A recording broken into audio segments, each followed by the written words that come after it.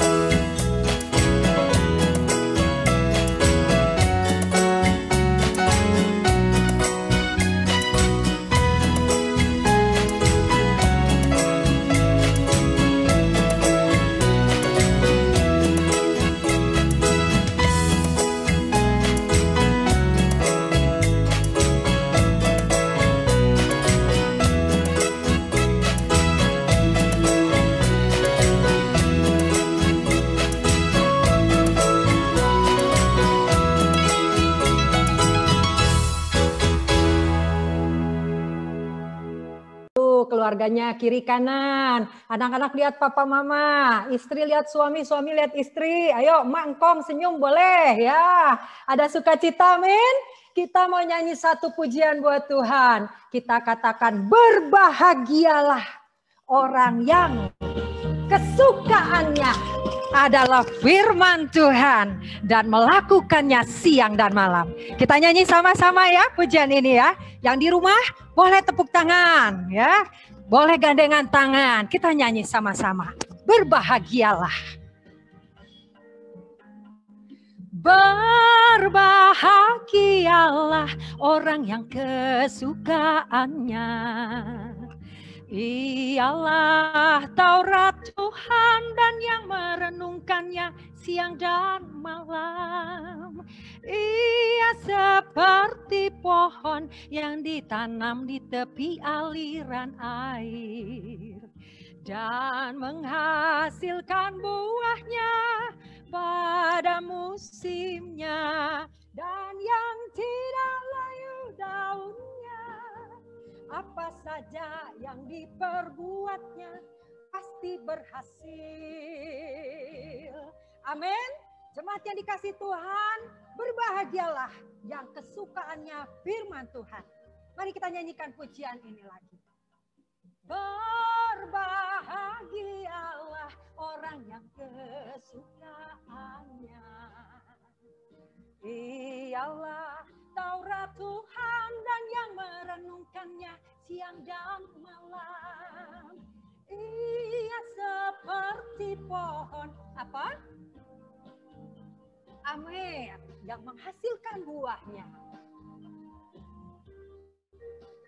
pada musimnya dan yang tidak layu daunnya. Apa saja yang diperbuatnya pasti berhasil. Sekali lagi. Dan yang tidak layu daunnya. Apa saja yang diperbuatnya pasti berhasil. Apa saja yang diperbuatnya apa? Pasti berhasil. Amin. Bapak Ibu semuanya percaya dan imani pujian ini terambil dari Mazmur 1. Kita katakan sama-sama apa saja yang diperbuatnya. Apa saja yang diperbuatnya pasti berhasil. Sekali lagi sama-sama. Apa saja yang diperbuatnya pasti berhasil. Amin. Amin. Saya serahkan. 诗篇第128篇， Mazmur 128. 凡敬畏耶和华、遵行他道的人，便为有福。 Berbahagialah setiap orang yang takut akan Tuhan, yang hidup menurut jalan yang ditunjukkannya. 你要吃劳碌得来的，你要享福，事情顺利。 Apabila engkau memakan hasil jerih payah tanganmu, berbahagialah engkau dan baiklah keadaanmu. 你妻子在你的内室，好像多结果子的葡萄树；你儿女围绕你的桌子，好像橄榄栽子。 Istrimu akan menjadi seperti pohon anggur yang subur di dalam rumahmu. Anak-anakmu seperti tunas pohon zaitun sekeliling mejamu. 看哪，敬畏耶和华的人必要这样蒙福。 Sesungguhnya demikianlah akan diberkati orang laki-laki yang takut akan Tuhan. 愿耶和华从西安赐福给你，愿你一生一世看见耶路撒冷的好处。 Kiranya Tuhan memberkati engkau dari Sion, supaya engkau melihat kebahagiaan Yerusalem seumur hidupmu. 愿你看见你儿女的儿女，愿平安归于以色列。 Dan melihat anak-anak dari anak-anakmu, damai sejahtera atas Israel. 祝给 Holis 会众春天快乐。 Selamat Hari Raya Imlek untuk seluruh Jemaat GII Holis. 愿上帝与我们同在。 Allah menyertai kita semua. Nah, jemaat yang dikasihi Tuhan, mari sebelum kita mendengarkan firman Tuhan, kita mau katakan bersama-sama, Tuhanlah perlindunganku. Dialah kekuatanku. Kita nyanyikan lagu ini, baik di dalam bahasa Indonesia maupun di dalam bahasa Mandarin. Bagi yang bisa, silakan di rumah. Kita yang penting menyanyi, berkata, Tuhan, Engkaulah perlindunganku. Tuhanlah perlindunganku, Dialah kekuatanku, penolongku di waktu susah, sangat terbukti.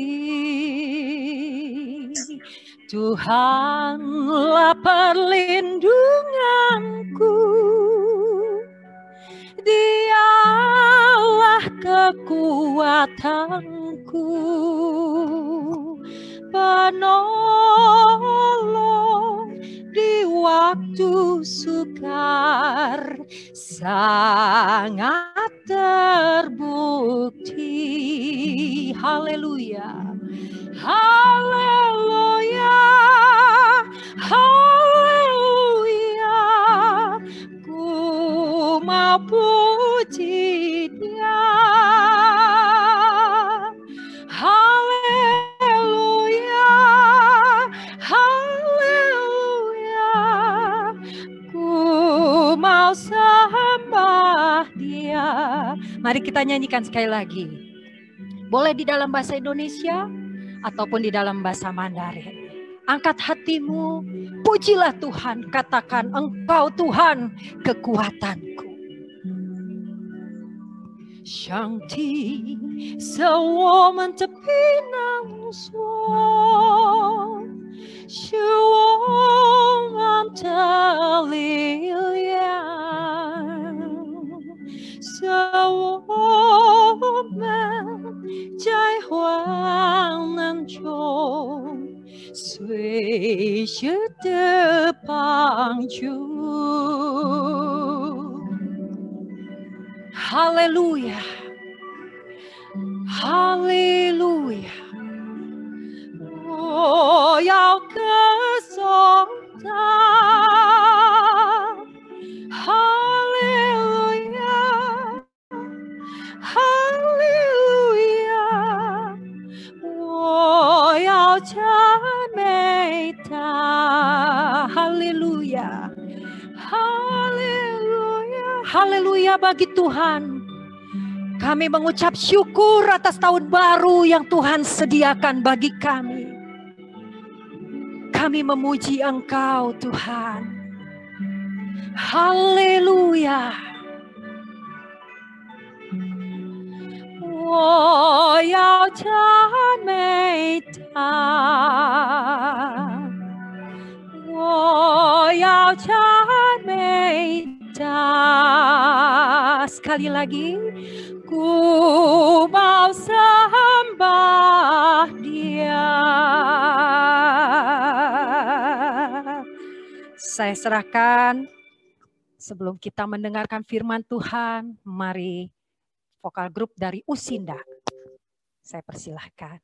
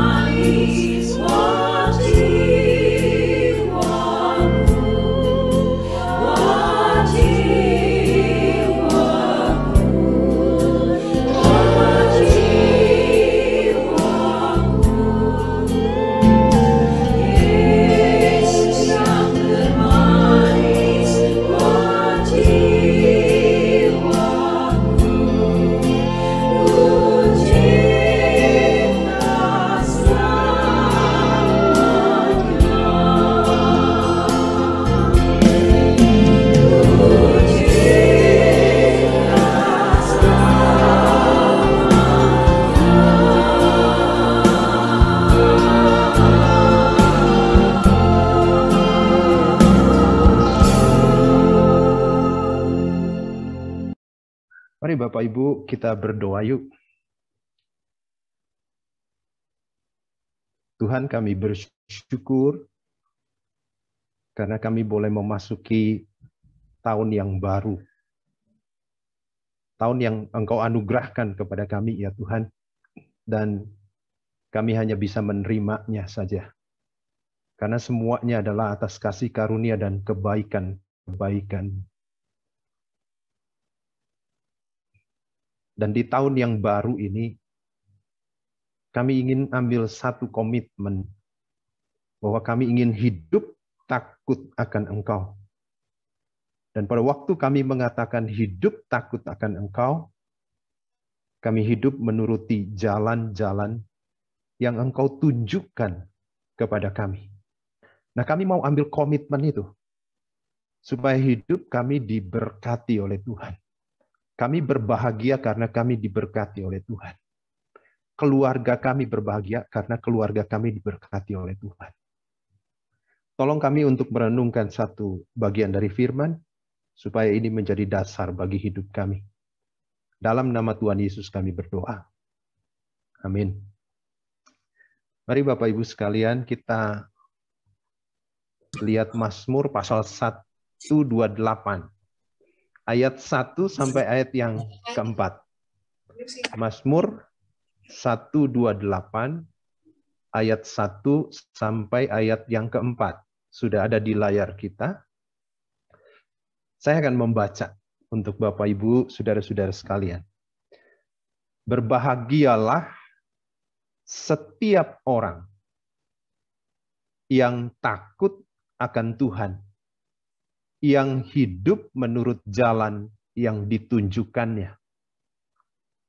Apabila engkau memakan hasil jerih payah tanganmu, berbahagialah engkau dan baiklah keadaanmu.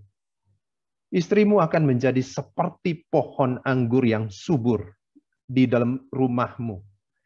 Anak-anakmu seperti tunas pohon zaitun sekeliling mejamu.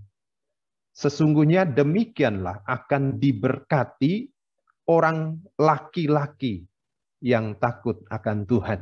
Nah, Bapak Ibu saudara-saudara sekalian, Mazmur pasal 128 ini adalah Mazmur ziarah, ya, atau Mazmur pendakian. Satu nyanyian yang dinyanyikan oleh bangsa Israel pada waktu mereka berziarah ke Yerusalem. Karena 3 kali di dalam 1 tahun itu merupakan keharusan bagi mereka untuk berziarah ke Yerusalem. Kenapa disebut sebagai nyanyian ziarah atau nyanyian pendakian? Karena Yerusalem itu ada di dataran tinggi. Nah, pada waktu mereka menuju Yerusalem, berarti mereka harus mendaki. Maka disebut sebagai nyanyian pendakian. Nah, nyanyian ziarah ini itu ditulis di dalam konteks keluarga. Nah, Bapak Ibu sekalian, Matthew Henry itu dia mengatakan begini. Mazmur 128 ini itu ada hubungannya sama Mazmur pasal 127. Sama-sama ditulis di dalam konteks keluarga. Bedanya begini. Kalau Mazmur 127 itu mengajar kepada kita bahwa kemakmuran keluarga itu bergantung kepada Allah sendiri. Jadi Tuhan itu adalah sumbernya, sumber segala sesuatu. Dia adalah sumber kemakmuran, dia adalah sumber berkat, dia adalah sumber segala sesuatu. Sedangkan Mazmur 128 mengajar bahwa satu-satunya cara untuk memperoleh berkat dari Tuhan, dari sang sumber itu cuma satu, yaitu hidup takut dan taat kepada Allah. Jadi Mazmur 128 ini adalah respons. Mazmur 127 itu adalah bicara soal sumber, bahwa Allah itu adalah sumber segalanya. Sedangkan Mazmur 128 itu adalah respons kita. Mazmur 127 itu berarti arahnya itu dari atas ke bawah, karena dari Tuhan yang adalah sumber itu dia yang memberi. Tetapi kalau Mazmur 128 itu arahnya dari bawah ke atas. Kenapa begitu? Karena itu adalah respons kita. Nah, jadi hari ini kita akan belajar tentang respons kita kepada Tuhan sebagai sang sumber dari berkat itu sendiri. Sebagai sang sumber kebahagiaan, sang sumber kemakmuran. Nah, Bapak Ibu saudara sekalian, coba lihat. Kita akan mempertanyakan 3 pertanyaan dari Mazmur 128 ayat 1 sampai ayat 4 ini. Pertanyaan pertama begini. Siapa sih pada waktu dikatakan di sini diberkati atau berbahagialah? Siapa yang diberkati? Atau siapa yang berbahagia di sini? Karena ada tiga kali kata berbahagia itu di sana. Ayat 1 dikatakan berbahagialah. Ayat 2 juga ada kata berbahagialah. Dan ayat yang keempat itu dikatakan diberkati. Sebetulnya itu kalau di dalam Inggrisnya sama, blessed. Tetapi kalau diterjemahkan ke dalam bahasa Indonesia menjadi dua kata ini. Tetapi artinya sama. Ayat 1 berbahagia, ayat 2 berbahagialah, ayat yang keempat itu diberkati atau berbahagialah, sama. Nah, 3 kali kata itu.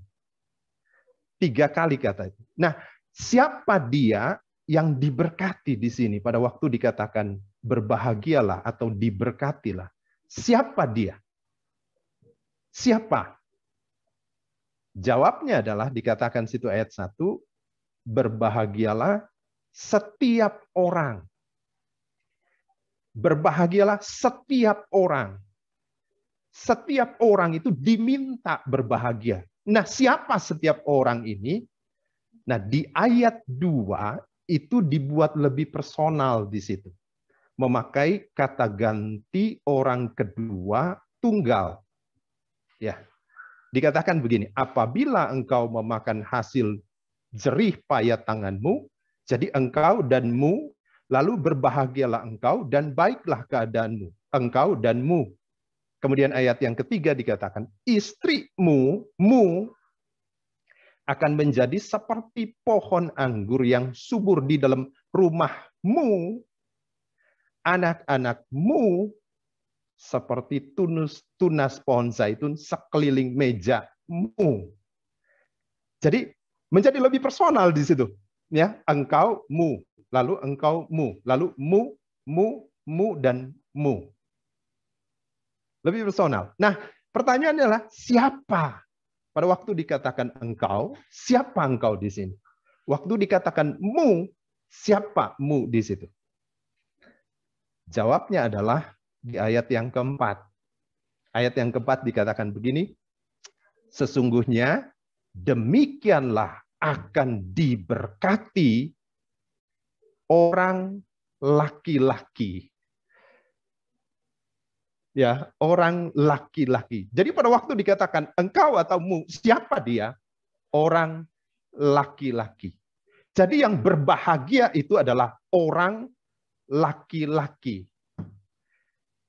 Ya, orang laki-laki. Nah, siapa orang laki-laki ini? Ingat, ini ditulis di dalam konteks keluarga. Siapa dia? Dia adalah seorang suami. Jadi yang diberkati di sini adalah seorang suami.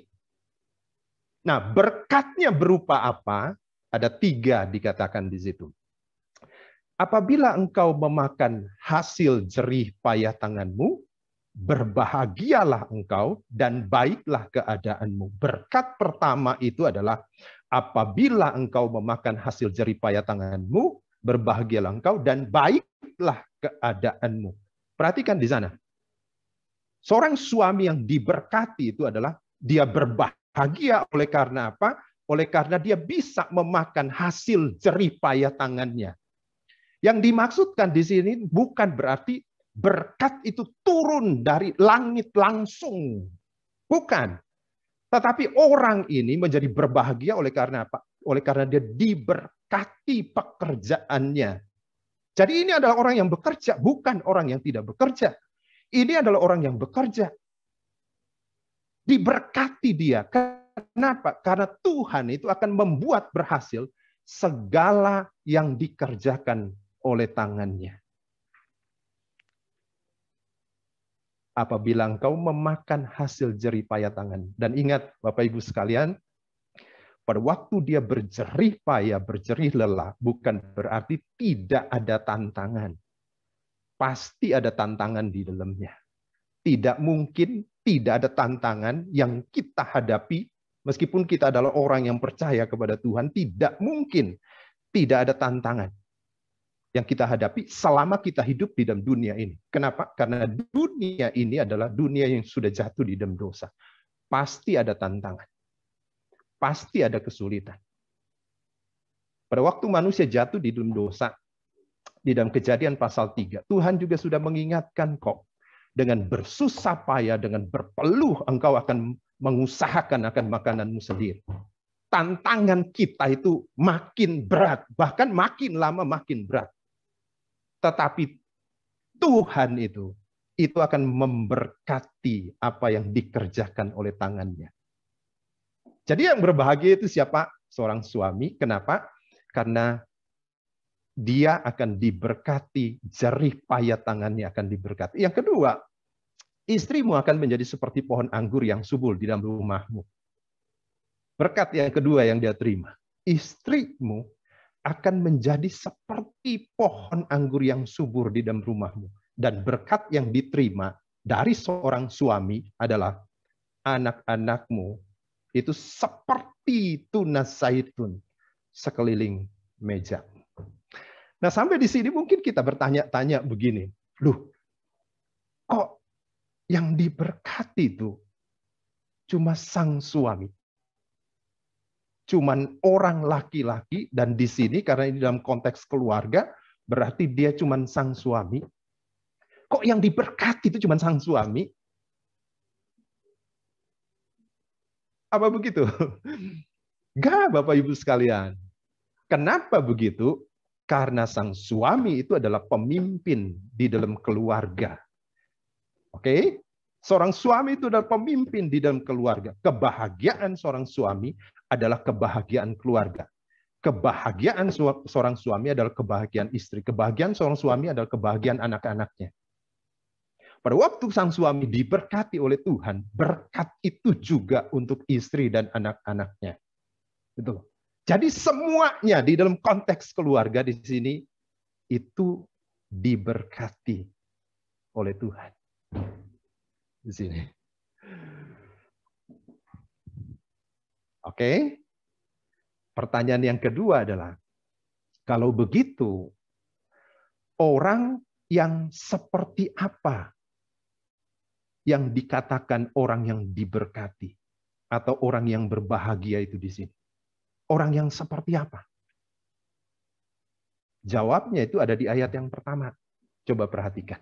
Ayat pertama dan ayat yang keempat. Berbahagialah setiap orang yang takut akan Tuhan. Lalu di ayat yang keempat. Sesungguhnya demikianlah akan diberkati orang laki-laki yang takut akan Tuhan. Berarti yang berbahagia itu adalah setiap orang. Tapi setiap orang yang seperti apa? Yang takut akan Tuhan. Yang berbahagia itu adalah orang laki-laki yang takut akan Tuhan. Yang berbahagia itu adalah seorang suami yang takut akan Tuhan. Kenapa dia berbahagia? Karena dia diberkati oleh Tuhan. Nah, Bapak Ibu sekalian, mungkin muncul pertanyaan di dalam pikiran kita. Apakah kalau dia tidak takut kepada Tuhan, apakah dia bisa menikmati kemakmuran di dalam hidup ini? Kalau dia adalah orang yang tidak takut kepada Tuhan, karena di sini dikatakan berbahagialah setiap orang yang takut akan Tuhan. Kenapa? Karena Tuhan akan memberkati dia. Berkatnya macam-macam. Nah, apakah kalau misalnya dia tidak takut kepada Tuhan, apakah dia bisa menikmati kemakmuran di dalam hidup ini? Bapak Ibu, saudara-saudara sekalian, jawabnya adalah ya. Dia bisa menikmati kemakmuran. Bapak Ibu, kalau kita memperhatikan itu, Bapak Ibu, bahkan Mazmur pasal 73 di situ. Ada seorang pemazmur. Pemazmur di sini namanya Asaf. Dia bergumul sekali dengan hal ini. Kenapa begitu? Karena kalau kita lihat di situ, Asaf ini adalah seorang yang takut akan Tuhan. Dikatakan begini, misalnya, satu bagian di dalam Mazmur pasal 73 ayat 13 dikatakan begini. Sia-sia sama sekali aku itu mempertahankan hati yang bersih dan membasuh tanganku tanda tak bersalah. Lihat. Sia-sia sama sekali aku mempertahankan hati yang bersih dan membasuh tanganku, hati dan tangan, melambangkan apa yang di dalam dan apa yang ada di luar. Jadi baik apa yang ada di dalam maupun apa yang ada di luar itu dia pertahankan bersih di hadapan Tuhan. Ini adalah orang yang takut akan Tuhan. Tetapi orang yang takut akan Tuhan ini, siapa Asaf? Asaf itu adalah pemimpin paduan suara di Bait Allah. Tetapi Asaf ini bergumul sekali. Bergumul apa? Dia katakan begini. Hampir sedikit lagi maka kakiku terpeleset. Nyaris aku tergelincir. Kenapa begitu? Karena aku cemburu. Nah, cemburu kepada siapa? Kepada orang yang tidak takut akan Tuhan. Kenapa begitu? Realitanya yang dia lihat begini. Kalau aku melihat kemujuran orang-orang fasik, Sebab kesakitan tidak ada pada mereka, sehat dan gemuk tubuh mereka. Mereka tidak mengalami kesusahan manusia dan mereka tidak kena tulah seperti orang lain.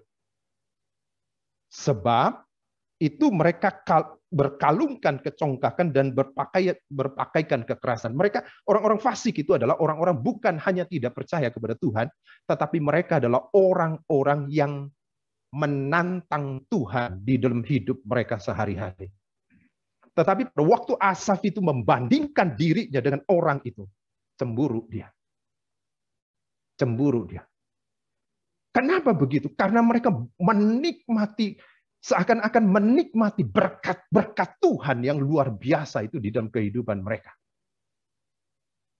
Jadi ada enggak orang yang tidak takut Tuhan, kemudian menikmati kemakmuran di dalam hidup? Banyak kan yang kita saksikan. Kenapa begitu? Nah, karena begini. Ternyata kemakmuran itu, harta, kekayaan itu adalah wahyu umum. Artinya Tuhan itu memberikan kepada semua orang. Coba perhatikan. Kejadian pasal 1, Kejadian pasal 2. Pada waktu Tuhan mencipta.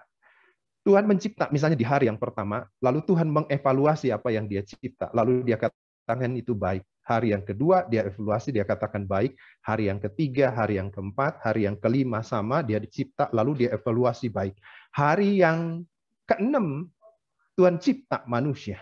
Selesai cipta manusia, lalu dia evaluasi, dia katakan sangat baik. Pertanyaannya adalah, kenapa Tuhan itu ciptakan manusia di hari yang keenam?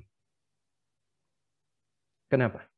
Karena bumi mesti siap dulu baru manusia itu diciptakan. Berarti segala sesuatu yang Tuhan cipta dan Tuhan evaluasi, Tuhan cipta itu dan diberikan itu kepada manusia. Jadi berkat-berkat yang seperti itu sudah Tuhan berikan sejak dulu.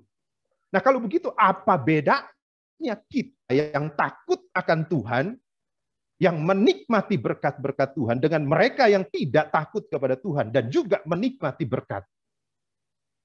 Apa bedanya? Bedanya cuma satu. Kita menikmati berkat-berkat Tuhan itu bersama dengan Tuhan. Dan pada waktu kita menikmati berkat-berkat Tuhan itu bersama dengan Tuhan, hidup kita akan menjadi hidup yang penuh dengan syukur di sana. Kita merasa cukup di dalam hidup kita karena apa? Kita ada bersama dengan Tuhan. Itu bedanya kita dengan mereka.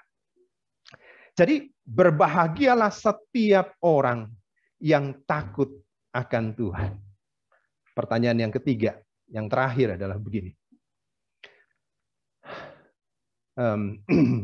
Kalau begitu apa artinya takut akan Tuhan? Berbahagialah setiap orang yang takut akan Tuhan. Sesungguhnya demikianlah akan diberkati orang laki-laki yang takut akan Tuhan. Apa artinya takut akan Tuhan? Sederhananya sih, kalau kita dengan bahasa kita di zaman kita sekarang, orang yang takut akan Tuhan itu adalah orang yang percaya kepada Tuhan. Itu singkatnya, sederhananya. Orang yang takut akan Tuhan itu adalah orang yang percaya kepada Tuhan. Dia percaya kepada Tuhan. Tuhan itu menjadi Tuhannya. Tuhan itu menjadi tuannya di dalam kehidupan ini. Tidak ada tuan yang lain selain Tuhan di dalam hidupnya. Jadi dia percaya kepada Tuhan. Nah, tapi kalau kita melihat ayat 1 sampai ayat yang keempat ini, atau Mazmur pasal 128 ini, khususnya ayat yang pertama ini, dikatakan begini sekali lagi, berbahagialah setiap orang yang takut akan Tuhan. Lalu dilanjutkan di sana. Karena di situ pakai koma. Yang takut akan Tuhan. Yang hidup menurut jalan yang ditunjukkannya.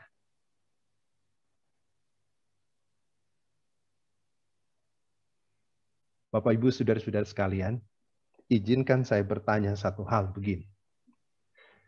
Benar nggak kita ini adalah orang yang takut akan Tuhan. Karena kuncinya di sana.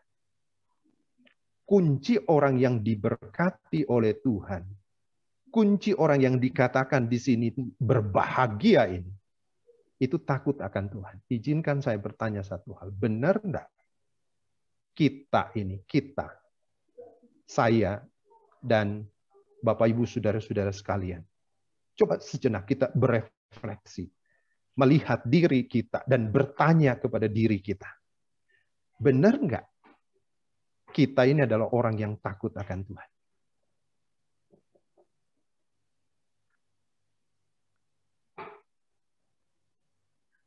Coba bertanya kepada diri. Betul enggak ya, saya ini orang yang takut akan Tuhan? Kenapa begitu?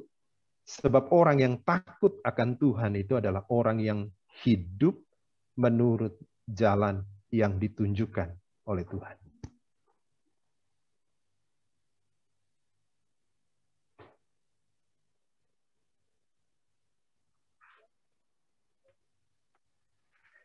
Kita tidak bisa memisahkan antara takut dengan berjalan.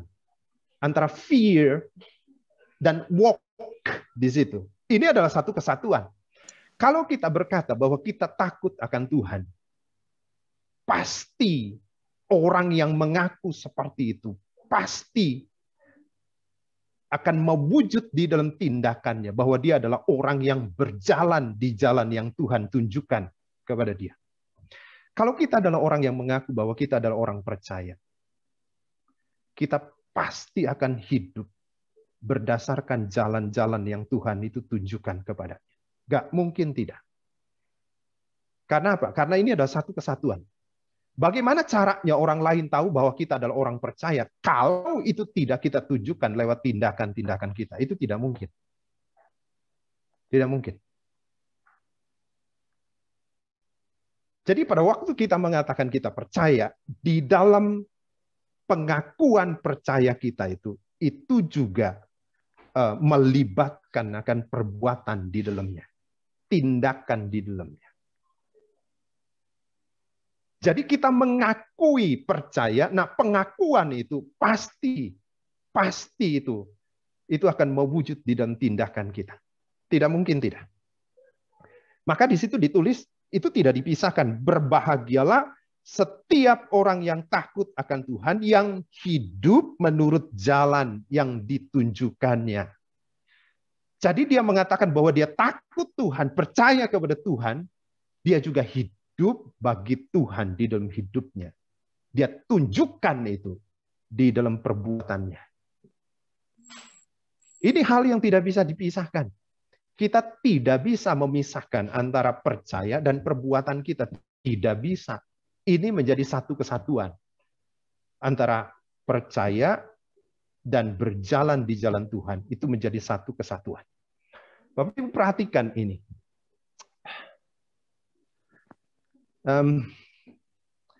Ada frase yang menuliskan begini, talk the talk.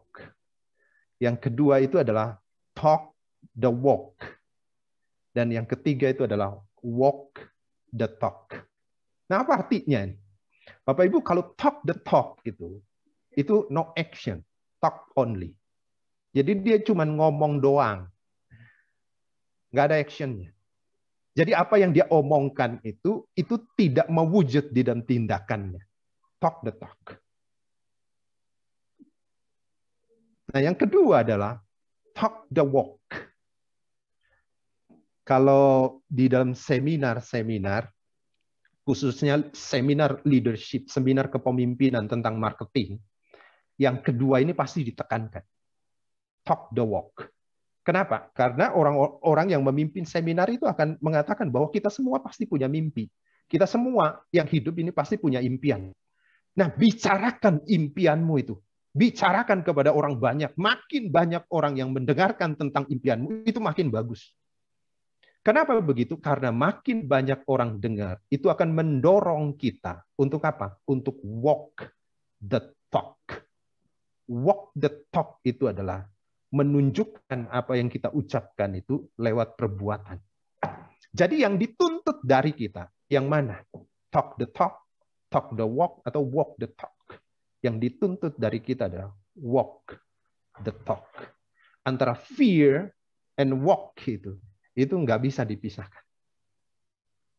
Antara kita mengaku percaya dan mewujud nyatakan apa yang pengakuan kita itu di dalam tindakan, itu tidak bisa dipisahkan. Itu menjadi satu kesatuan.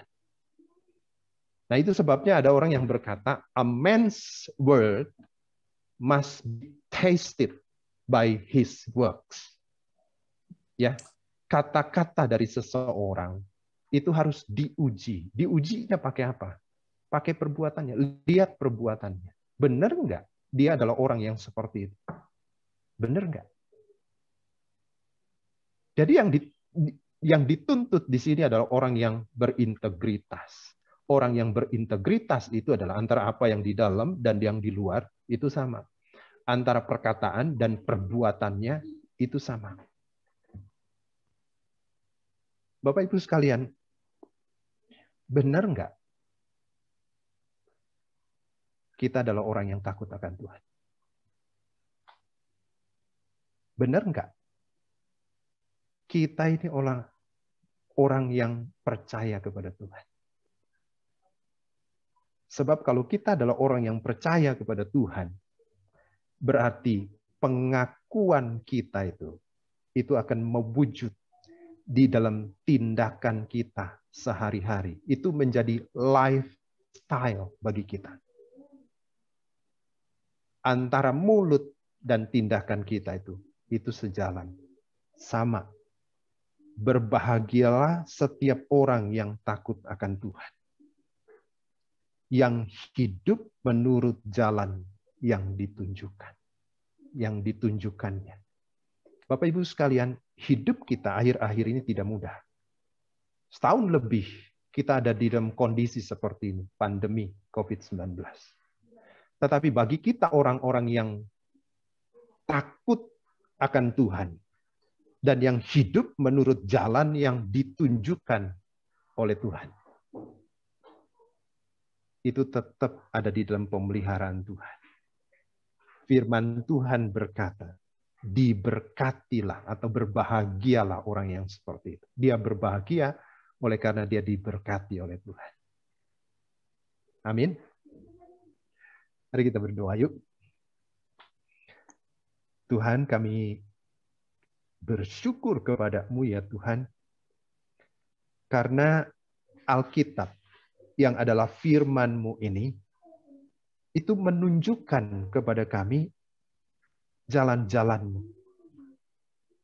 Dan kami sebagai orang-orang yang percaya kepada Engkau, menuruti jalan-jalan-Mu ya Tuhan. Karena itu yang Engkau inginkan di dalam kehidupan kami.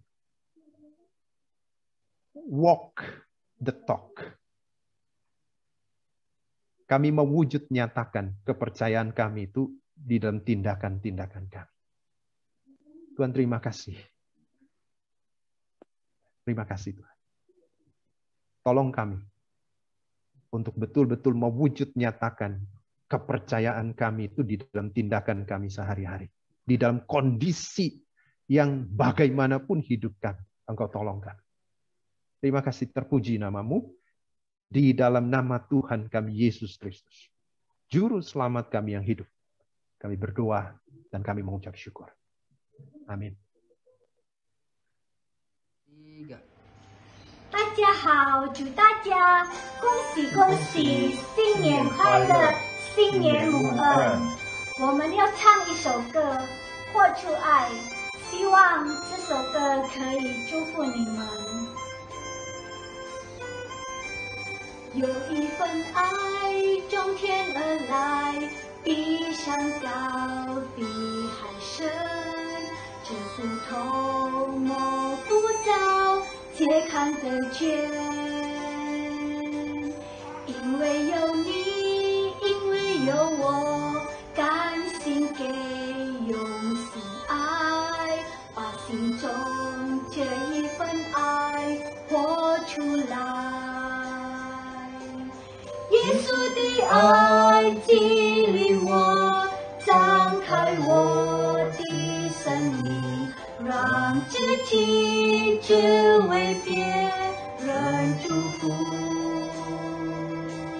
耶稣的爱点燃我心中熊熊爱火，我们一起向世界活出来。有一份爱从天而来，比山高，比海深，这不同模糊张，皆看得见。因为有你，因为有我，甘心给，用心爱，把心中这一份爱活出来。耶稣的爱激励我，张开我的生命，让自己只为别人祝福。耶稣的爱点燃我心中熊熊爱火，我们一起向世界活出爱。耶稣的爱激励我，张开我的生命，让自己只为别人祝福。耶稣的爱点燃我心中熊熊爱火，我们一起向世界活出爱。我们一起向世界活出爱。